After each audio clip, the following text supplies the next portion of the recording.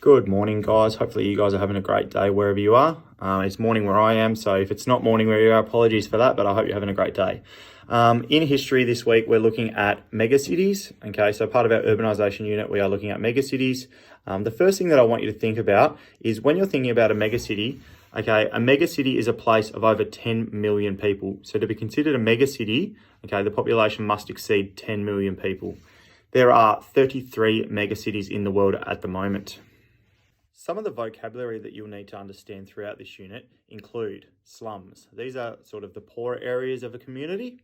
Mortality rate is the rate that people pass away, whereas birth rate is the amount of people that are born in a certain place. So birth rate versus mortality rate usually gives a good indication of how the population ebbs and flows.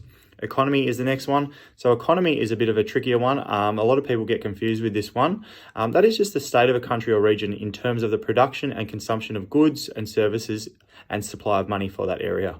So the economy basically is where the money coming and going from a certain area. And the last one that you will probably need to have a think about is the word demography. Okay, and that is the changes of population in a place over a certain period of time. As I previously mentioned, there are 33 megacities in the world at the moment. In comparison to this, in 1975, there were only 4 megacities. As you can see, that is quite a big contrast. The 4 megacities that were around in 1975 were New York, Tokyo, Mexico City, and Sao Paulo in Brazil. In 2014, a big announcement was made in terms of megacities. It was announced that more than half of the world's population actually lives in urban areas. So this obviously means that more than half of the world lives in an urban space.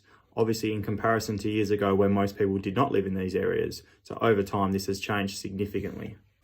There is heaps of impacts that megacities have on the world. Okay, obviously some positive, some negative. Some of the biggest impacts that they have are on disease control. So obviously something that's very, very common at the moment is people worrying about disease control, obviously with the whole COVID-19 happening in the world, but it's obviously something that affects them all the time, not just when there is a pandemic happening.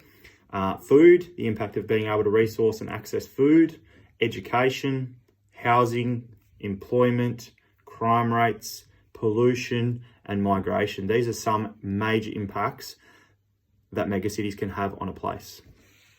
Now, to finish off with in our megacities tutorial video for today, the top 5 megacities in the world as of today are, in 5th place, Mexico City, which has 21.7 million people.